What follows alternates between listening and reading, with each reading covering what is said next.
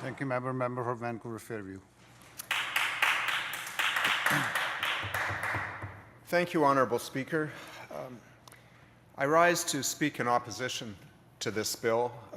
There's such a long list of reasons to oppose this bill that it would take me far more than the allotted time I have to address them all, but I know that virtually every one of my colleagues will be speaking to this bill. Let me start by responding to one of the final comments from the MLA from North Vancouver Seymour, that she and her colleagues support professional development and they want to help teachers get the best possible professional development they can. That's an ironic statement, which I will highlight later with regard to the complete failure of this government to show respect for teachers over virtually the entire tenure they've held office here in Victoria, and particularly with respect to treating teachers unlike any other profession in British Columbia that self-regulates, that decides what they need for their own professional development, or even to respect the commitment that this minister has made to consult with the BCTF on any number of issues as recently as the conclusion of the collective agreement. Once again, this minister has reverted to type. And in the case of this minister, the education minister, his type is my way or the highway.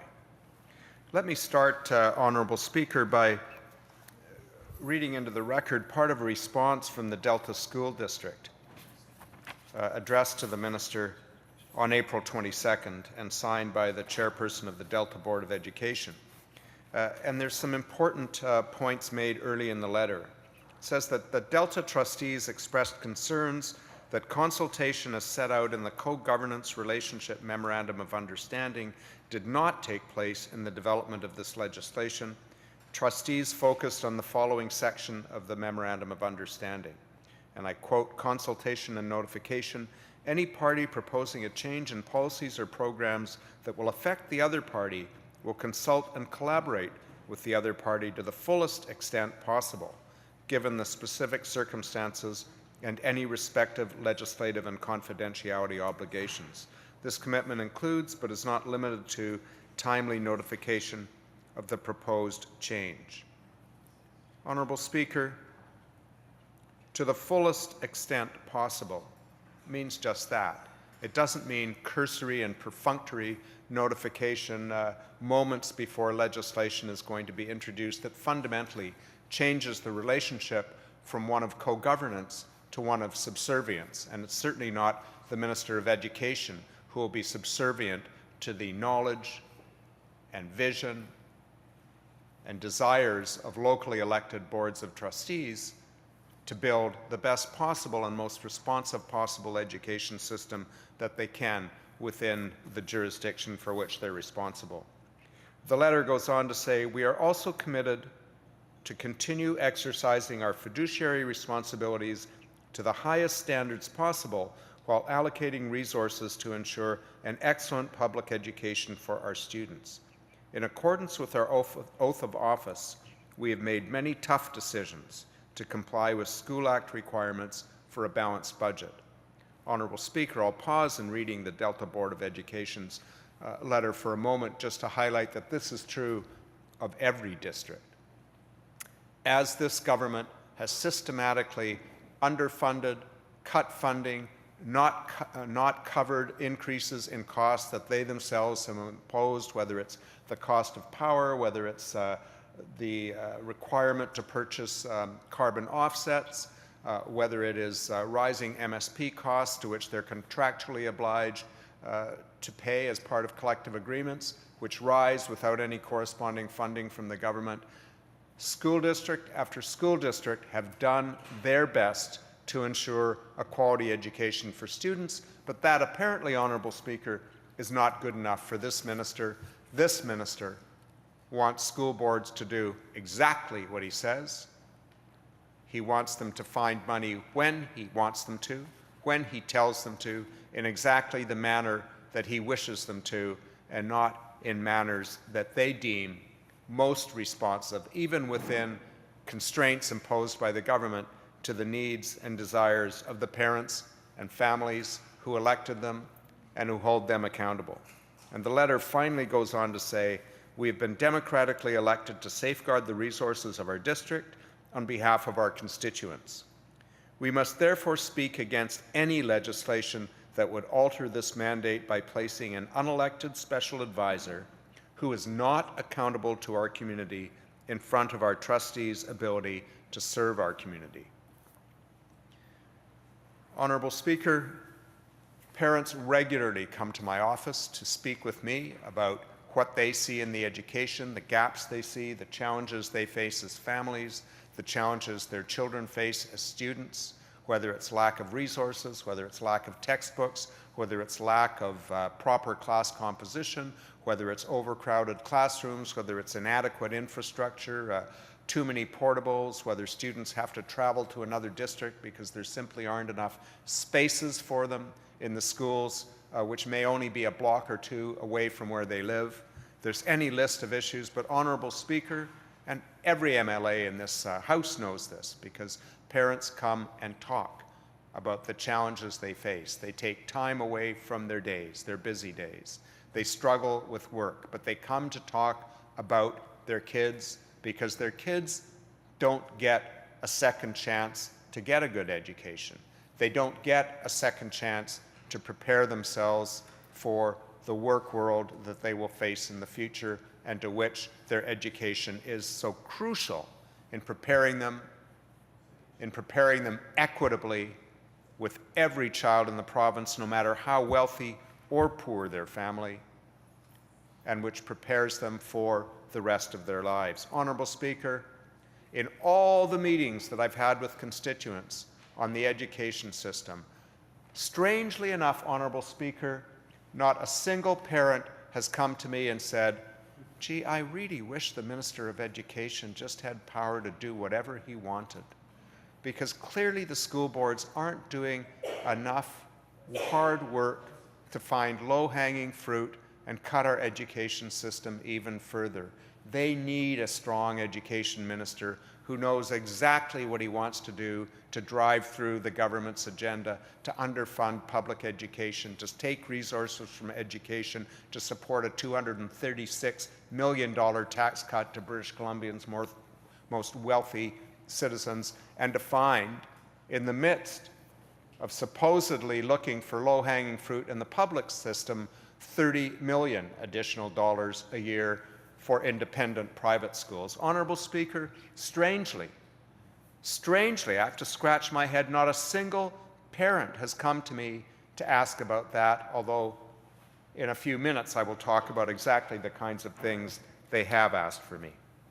Honorable Speaker, we've seen through this government, time after time, their willingness to centralize power, their willingness to break the Constitution and break collective agreements and contracts in order to bend the education system, school boards and teachers to their will.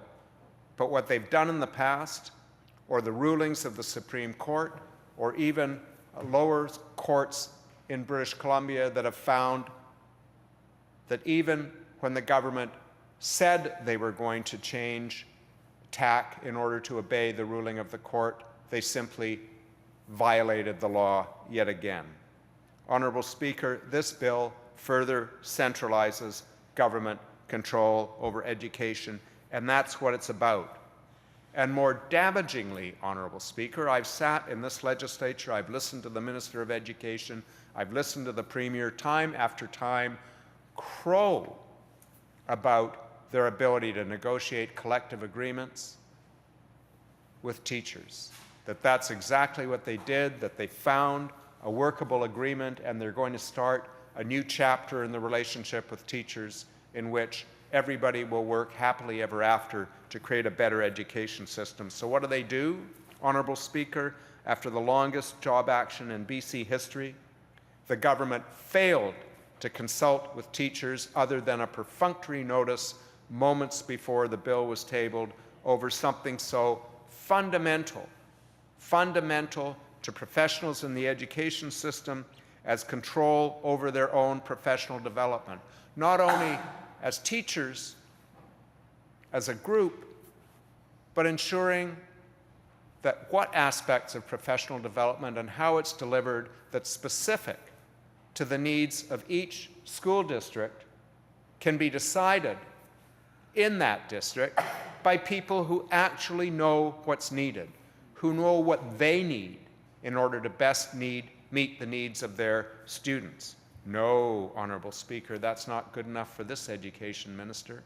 Unless the teachers are doing exactly what he says, in exactly the way he wants them to do it, it's not good enough for him, and it's not good enough to this government. This bill eliminates school planning councils. Honourable Speaker, right throughout this bill is poison pill after poison pill after poison pill for any hope of maintaining locally elected democratic influence that can be responsive to the needs of parents and the needs of their children in the local education system. This is about centralization.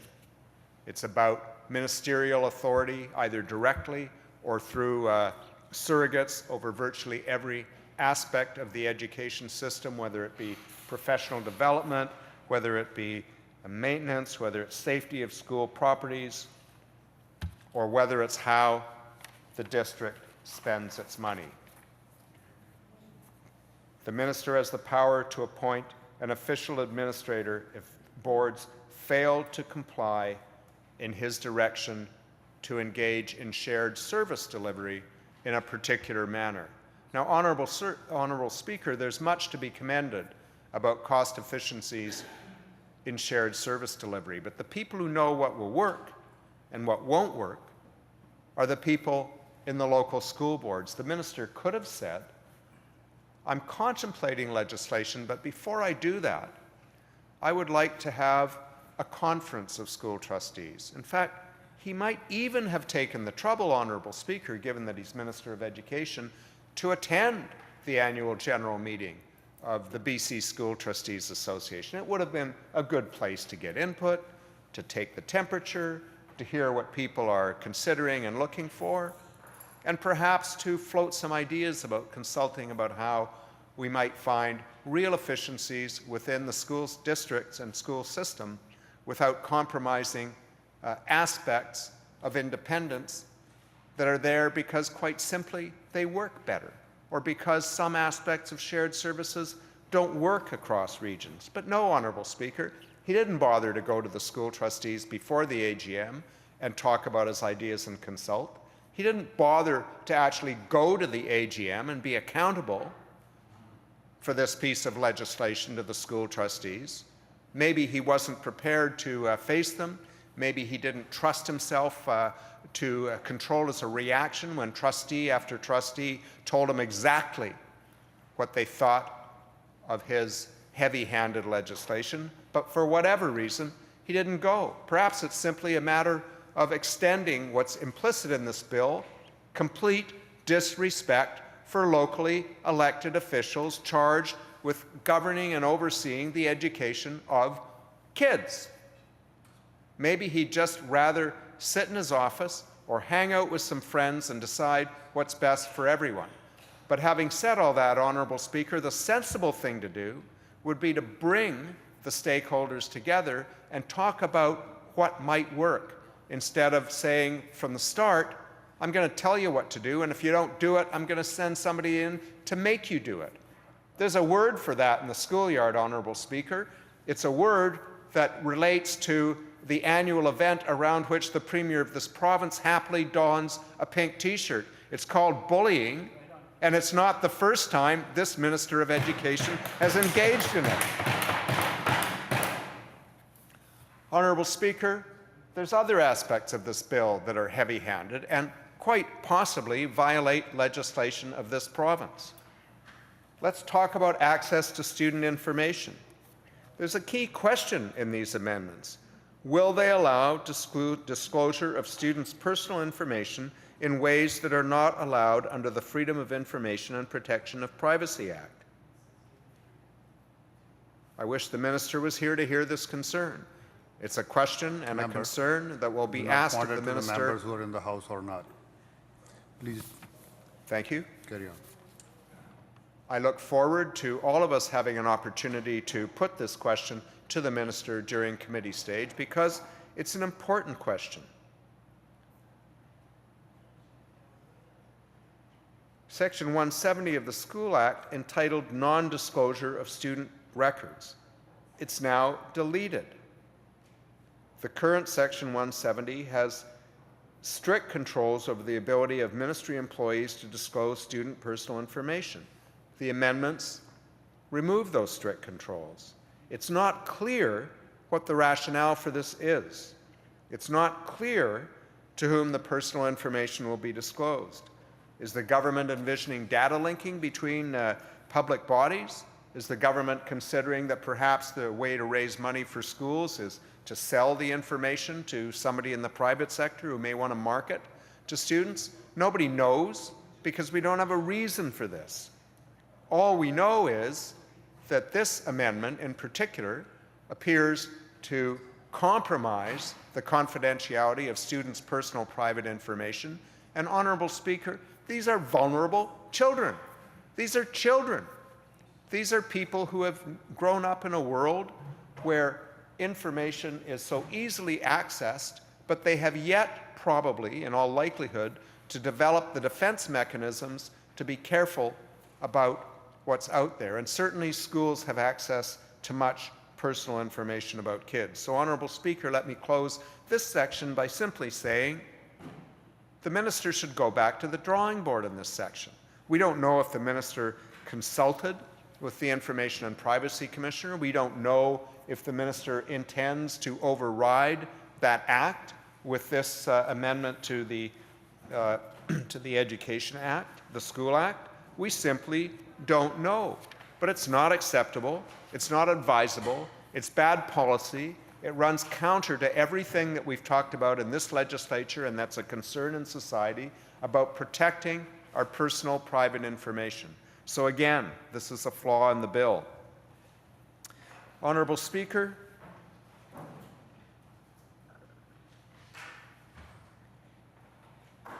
this bill risks a lot. This bill risks throwing away an ability to develop some true consultative mechanisms between this government and stakeholders in the education system. This bill risks further alienating teachers and the BC Teachers Federation.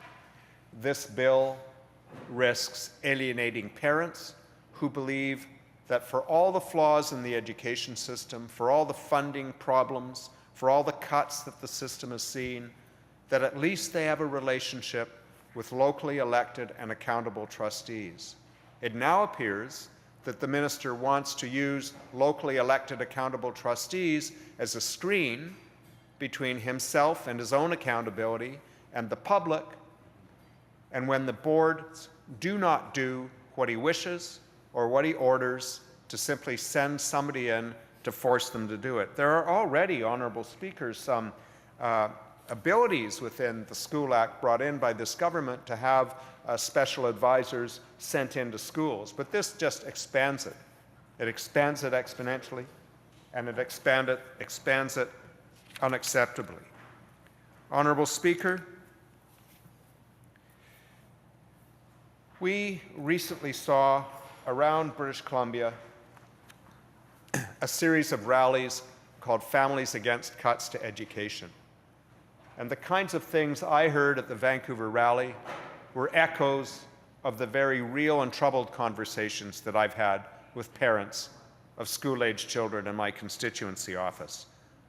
But included among those concerns was a very real concern that Bill 11 eroded democracy, it undermined teachers, it undermined their professionalism, and the result of that could only, Honourable Speaker, be bad news for their kids, bad news for the education system, because if you continue, Honourable Speaker, if you continue to erode and undermine the professional accountability and the respect for people in the teaching profession, you will get a predictable result. You will end up with teachers who have struggled for so long, often dipping into their own pocket for extra resources in order to give students what they need, who have tried and tried to make this government clear that it's almost impossible for them to deliver quality education within a system that's starved for funds and where class size and composition are completely out of whack with good and demonstrably proven good educational and learning conditions that they will, at some point, give up. Their morale will be so eroded that it will become next to impossible for them to continue to bring the goodwill, the energy, the desire to give kids the best possible education that they have done for so long. Honorable Speaker, in Vancouver Fairview, parents have told me about their kids telling them they can't do their homework that night because they're forced to share textbooks. Share textbooks, Honorable Speaker, and it's some other child's turn to have the textbook. Or the parents tell me about returning from a hard day at work and having to drive their kids to some other kid's house to get the textbook needed for homework. At Simon Fraser Elementary, we have a school that's operating with 2 portables. It's getting 1 to 2 more. It's very full. It includes the Olympic Village in its catchment area, so it's going to get fuller as Olympic Village fills up. And we have stories of kids who live 2 blocks from the school who have to go to another school far, far away because there's a catchment lottery system. And if they don't win the lottery, they don't get to go to that school because there's not an available space for them. There's not enough time for librarians in the school, I'm told, and I believe it. Marlene Rogers and Jen Stewart, 2 parents who are very active in organizing other parents to speak out against underfunding of education, told me that their PAC is always fundraising. They're always fundraising for art supplies, for library books, for everything they get on the teacher's wish list at the beginning of the school year. And they say teacher's wish list, Honorable Speaker. Teacher's wish list is simply a code word for the necessities of education on a daily basis. Parents are forced to supply reams of paper so things can be photocopied in the school. There's delays in testing for special needs, for challenged kids, and even for gifted kids. And that, Honorable Speaker, is driving parents to an option they don't want to consider. They want their kids to get the best possible education. They're stretched financially, but parents who want their kids to have the best and believe they will not be able to get that in the public education system are looking to private schools to fill the gap. They don't want to, they're being forced to, and perhaps that is clearly the government's agenda because, as I said, with school boards who year after year after year have found every possible administrative saving they could, they're now being told to find something called low-hanging fruit. Low-hanging fruit, Honorable Speaker, was picked a decade ago. And unlike the fruit on the orchards in the Okanagan, it doesn't spring up every year. When it's cut, it's gone. So, Honorable Speaker, on the one hand, we have cuts to administration costs that are being foisted on school boards, and on the other hand, we have additional money going to private schools. Honorable Speaker, I don't know about you, but what that says to me is we have a government that has shifted focus from the great equalizer of the public education system to a private system where if you have enough money, your kid gets the start that all kids deserve, and if you don't have enough money, too bad. You will never reach your full potential because you won't get the education you deserve. Honorable Speaker, let me wrap up by talking about some comments from former school superintendent Jeff Johnson, Both of these were made in articles he wrote, columns he wrote in the Times Colonist.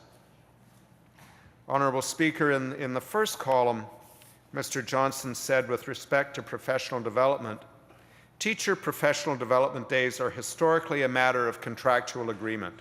Of the 5 or so days each year, some are school-based and some are organized by the school district, usually in collaboration with the union. District-organized days are more often than not focused on instructional goals the school district has established. Instructional goals the school district has established. School-based days are determined by the staff of the school and are sometimes specific to that school.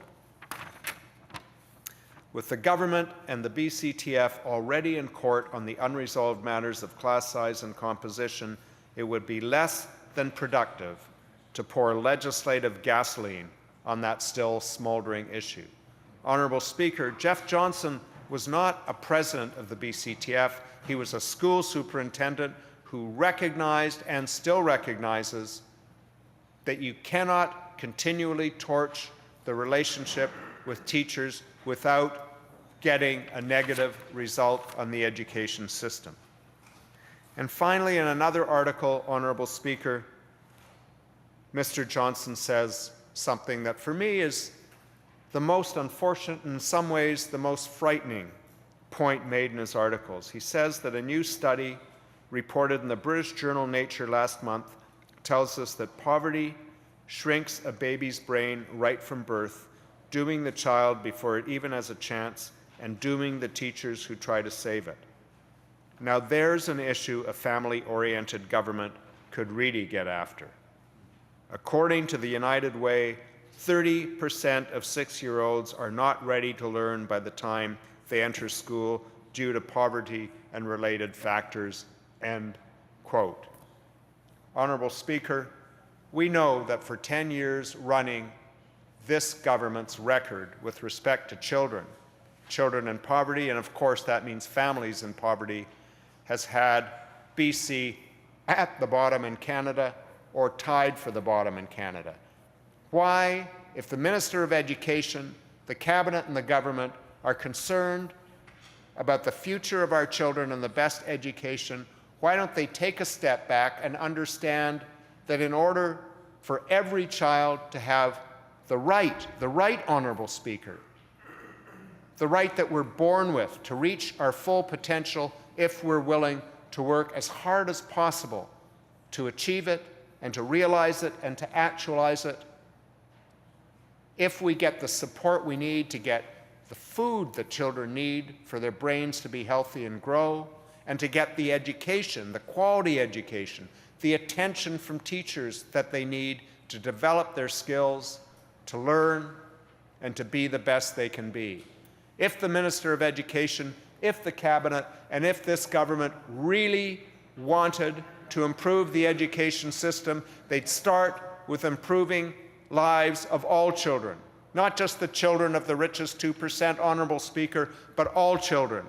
They would address child poverty, they'd address the needs in the education system. Instead of underfunding the education system, they would meet every additional cost that they have larded onto the system by raising rates, not just for schools, but for every British Columbian. They would put money where it mattered. They would ensure that kids could do the best they can and be the best they can. But instead, Honorable Speaker, we have a minister whose imagination is so impoverished that all he can do is appoint special advisors to impose his will on locally elected school boards, ignore the demands of parents to restore funding to education and programs that have been cut, and disrespect teachers who deliver that education system. That, Honorable Speaker, is why I and my colleagues will oppose this bill.